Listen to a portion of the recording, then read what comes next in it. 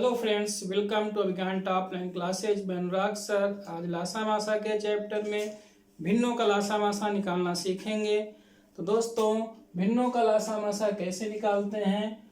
तो किसी दी गई भिन्न का लासा निकालने के लिए उसके अंश का लासा बटे हर का मासा निकालते हैं। इसी प्रकार से दी गई भिन्न का मासा कैसे निकालते हैं?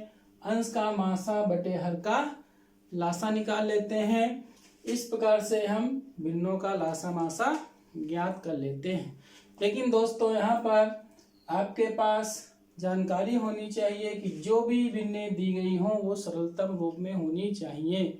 यदि भिन्नें हमारी सरलतम रूप में नहीं है तो उन भिन्नों को पहले हम सरलतम रूप में परिवर्तित कर लेंगे, तब हम उन भिन्नों का लासा मासा ज्ञात करेंगे। जैसे एग्जाम्पल यहाँ पर दिया गया है 4/5, 3/10, 7/15 ये भिन्नें दे रखी हैं। इन भिन्नों का लासा निकालना है और इन भिन्नों का मासा निकालना है। तो यहाँ पर 4, 3, 7 का हम क्या निकालेंगे दोस्तों? तो किसी भी भिन्न का लासा निकालने के लिए अंश में दी गई संख्याओं का लासा निकालते हैं। तो अंश में कौन सी संख्याएं दी गई हैं? 4, 3, 7 संख्याएं दे रखी हैं। तो इनका लासा क्या हो जाएगा दोस्तों? 4, 3, 7 का लासा 84 हो जाएगा। बटे क्या हो जाएगा? 5, 10, 15 का मासा क्या हो जाएगा? 5 और 5, 10, 15 का मासा दोस्तों 5। इस प्रकार से दी गई भिन्न 4/5, 3/10, 7/15 का लासा क्या हो जाएगा? 84/5। इसी प्रकार से इनका अगर मासा निकाला जाए तो मासा निकालने के लिए हम क्या जानते हैं कि हम दी गई भिन्न का में अंश का मासा ज्ञात करेंगे बटे हर का लासा ज्ञात करेंगे। तो दोस्तों, यहाँ पर 4, 3, 7 का हम मासा निकालेंगे। 4, 3, 7 का मासा क्या होता है? 1। 5, 10, 15 का लासा क्या होता है दोस्तों? 30। इस प्रकार से 4/5, 3/10, 7/15 का मासा हमारा क्या हो जाएगा? 1/30। दूसरा एग्जाम्पल लेते हैं दोस्तों। यहाँ पर लिखा हुआ है 12/15, 12/40, 14/30। तो दोस्तों, यहाँ पर हम देख रहे हैं कि जो भिन्नें दी गई हैं वो सरलतम फॉर्म में नहीं है, सरलतम रूप में नहीं है। पहले हम इन भिन्नों को सरलतम रूप में बदल देंगे। तो सरलतम रूप में बदलने के लिए 4, 3 चौक 12, 3 5 15। फिर दोस्तों इसमें क्या हो जाएगा? 4 3 12, 4 दाहन 40, 2 सती 14, 2 एकम 2, 2 पंची 10। इस प्रकार से हमारी भिन्नें क्या मिल गई? 4/5, 3/10, 7/15, जो कि हमारी वही भिन्नें हैं जो पहले एग्जाम्पल में दी गई थी। वही भिन्नें 4/5, 3/10, 7/15। इसलिए इन भिन्नों का एलसीएम क्या हो जाएगा? 4, 3, 7 का एलसीएम 84, 5, 10, 15 का एचसीएफ कितना हो जाएगा? 5। इसलिए इसका हमारा लासा कितना हो जाएगा? 84/5। इसी भिन्न का यदि मासा निकालने के लिए कहा जाएगा तो क्या करेंगे? 4, 3, 7 का मासा कितना हो जाएगा? 1। 5, 10, 15 का लासा कितना हो जाएगा दोस्तों? 30। इस प्रकार से इन संख्याओं का मासा कितना निकल आएगा? 1/30। इस प्रकार से हम किसी भी भिन्न का लासा मासा दोस्तों ज्ञात कर सकते हैं। सिर्फ आपको ध्यान इतना रखना है, जो भी भिन्नें दी जाए वो सरलतम रूप में होनी चाहिए। यदि सरलतम रूप में वे भिन्नें नहीं हैं तो उन भिन्नों को सबसे पहले हम सरलतम रूप में लिख लेंगे। फिर हम उन संख्याओं का लासा मासा ज्ञात करेंगे। इसके क्वेश्चन हम आगे सीरीज में करवाएंगे। अब इसके बाद हम दशमलव भिन्न का लासा मासा सीखेंगे। दोस्तों, अब हम दशमलव भिन्न का लासा मासा कैसे निकालेंगे ये हम सीखते हैं। यहाँ पर हमारे पास पहला एग्जाम्पल है जिसमें 3 संख्याएं दशमलव में दे रखी हैं। तो पहली हमारे पास दशमलव भिन्न कौन सी है? 0.5। दूसरी हमारे पास कौन सी है? 0.25। तीसरी हमारे पास कौन सी संख्या है? 0.05। यहाँ पर दोस्तों 3 दशमलव भिन्नें दे रखी हैं। सबसे पहले हम क्या करेंगे, देखेंगे दशमलव के बाद अधिकतम कितने अंक लिखे हुए हैं। दशमलव के बाद यहाँ पर 1 अंक लिखा हुआ है, यहाँ पर दशमलव के बाद अधिकतम 2 अंक हैं, यहाँ पर दशमलव के बाद अधिकतम 2 अंक हैं। दोस्तों यदि दशमलव के बाद अधिकतम 1 अंक हो तो हम उन संख्याओं को 10 से मल्टीप्लाई करेंगे। यदि हम दशमलव के बाद अधिकतम 2 अंक हो तो हम वहाँ पर उन संख्याओं को 100 से मल्टीप्लाई करेंगे। यदि दशमलव के बाद अधिकतम 3 अंक हैं तो वहाँ पर हम उन सभी संख्याओं को 1000 से मल्टीप्लाई करेंगे। क्योंकि यहाँ पर जो भी दशमलव भिन्नें दे रखी हैं उनमें दशमलव के बाद अधिकतम 2 अंक हैं, इसलिए यहाँ पर हम सभी संख्याओं में 100 से गुणा कर देते हैं। 100 से गुणा करने के बाद हमारी पहली संख्या क्या प्राप्त हो जाएगी? 50। दूसरी संख्या क्या प्राप्त हो जाएगी? 25। तीसरी संख्या हमारी क्या प्राप्त हो जाएगी? 5। अब यहाँ पर इसका लासा निकालना है। लासा कैसे निकालेंगे? लासा निकालने के लिए 50, 25 और 5 का लासा क्या होगा? वह छोटी से छोटी संख्या जो इन तीनों संख्याओं से पूर्णतया विभाजित हो। तो वो कौन सी छोटी से छोटी संख्या है जो तीनों से पूर्णतया विभाजित होती है? 50। तो दोस्तों हमारा अभीष्ट लासा क्या बन जाएगा? अभीष्ट लासा क्या हो जाएगा?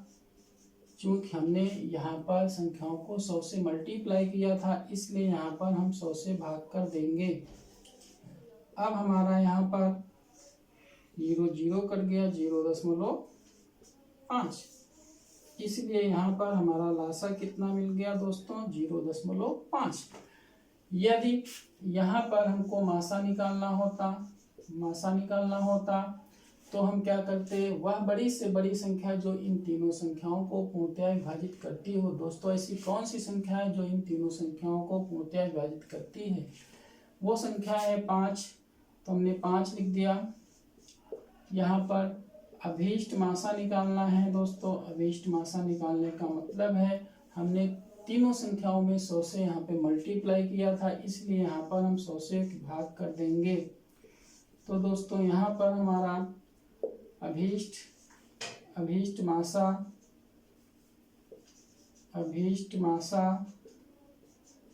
कितना निकल आएगा? 0.05।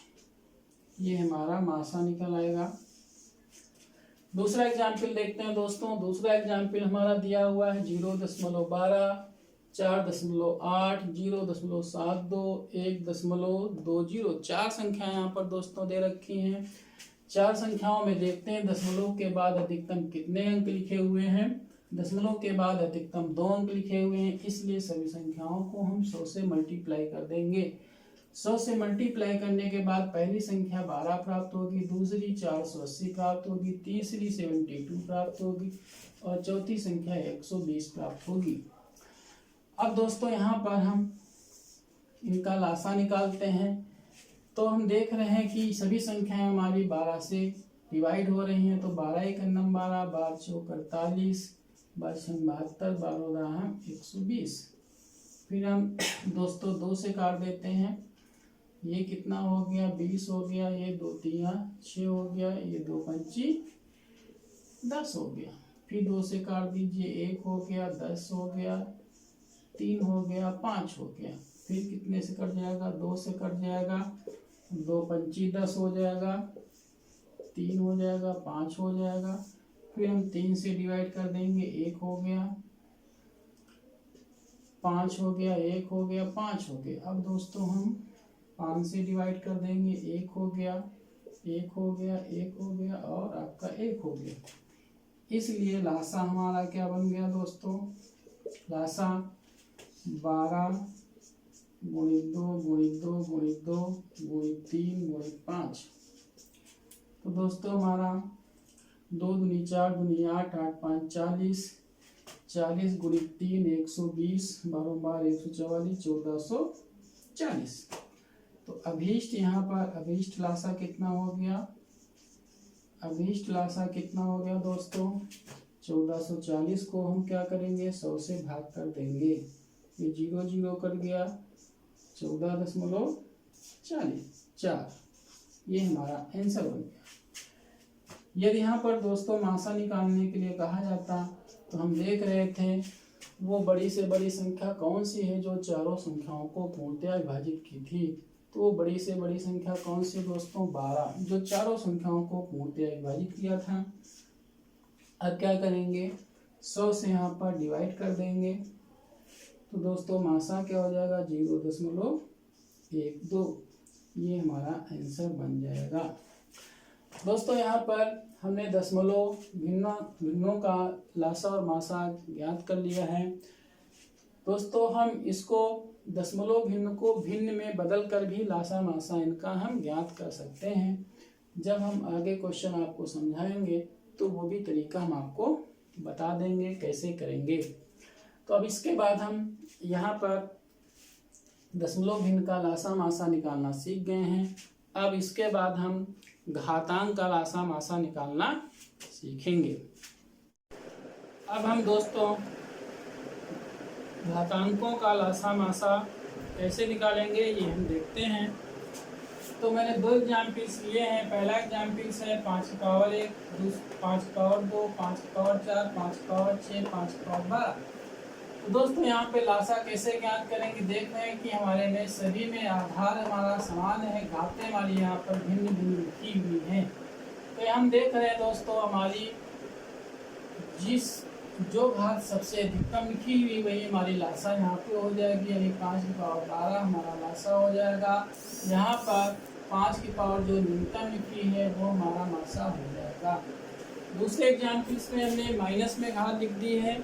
नियम हमारा वही फॉलो करेगा। लासा में क्या हो जाएगा? जो अधिकतम घात होगी वो लासा होगी, जो न्यूनतम घात होगी वो मासा होगी। यहाँ पर हम देख रहे हैं दोस्तों हमारी अधिकतम घात कितनी है? 5 की पावर -1। न्यूनतम घात कितनी है? 5 की पावर -12। इसलिए हमारा लासा कितना हो गया? 5 की पावर -1 और मासा कितना हो गया? 5 की पावर -12। यहाँ पर दोस्तों एक तीसरा एग्जाम्पल हम आपको ले लेते हैं। 2 की पावर 4, 3 की पावर 2, 5 की पावर 7। फिर हमने दूसरी संख्या लिख ली 2 की पावर 3, 3 की पावर 4, 5 की पावर 2। तीसरी संख्या मैंने लिख दी 3 की पावर 4, 5 की पावर 6, 7 की पावर 2। इनका मासा निकालना है, इनका लासा निकालना दोस्तों। सबसे पहले हम लासा ज्ञात करेंगे। तो यहाँ पर हम देख रहे हैं हमारे पास यहाँ पर 2 है, यहाँ पर 2 है, यहाँ पर 2 नहीं है। लेकिन लासा निकालने के लिए हम सभी संख्याओं को लिखेंगे।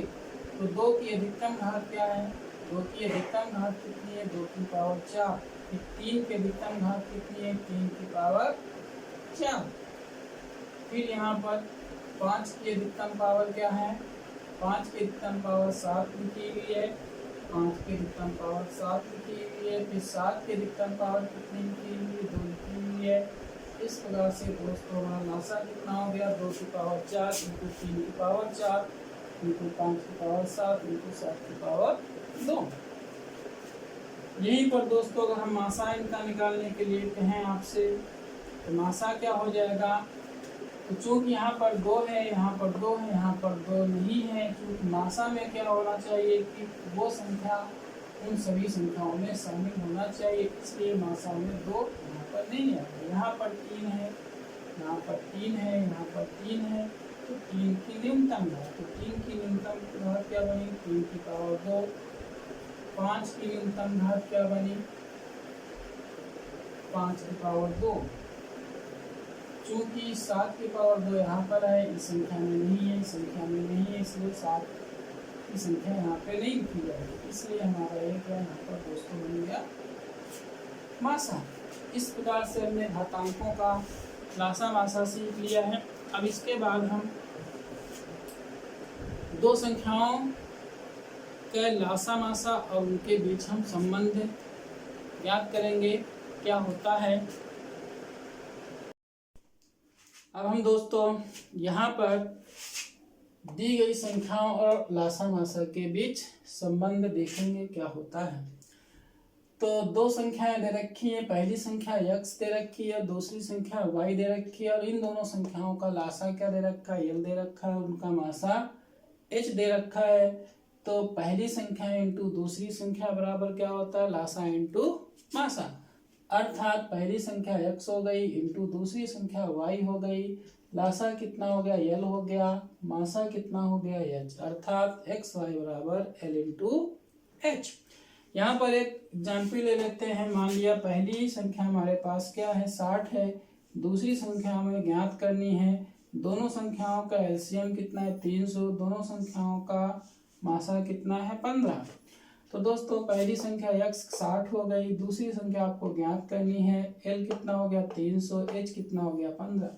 इसका हम सरलीकरण कर लेंगे, 0 से 0 कट गया, 6 से 6 पंचे 30 हो गया, तो y इक्वल टू कितना हो गया, 15 पची 75। इस प्रकार से दोस्तों हमारी दूसरी संख्या फाइंड आउट हो गई 75। तो इस सूत्र को सभी लोग ध्यान में रखेंगे, बहुत इंपॉर्टेंट है, हर एग्जाम में इस सूत्र पर आधारित एक क्वेश्चन जरूर आता है। तो आप ध्यान रखेंगे, पहली संख्या इंटू दूसरी संख्या बराबर लासा इंटू मासा। अब दोस्तों हम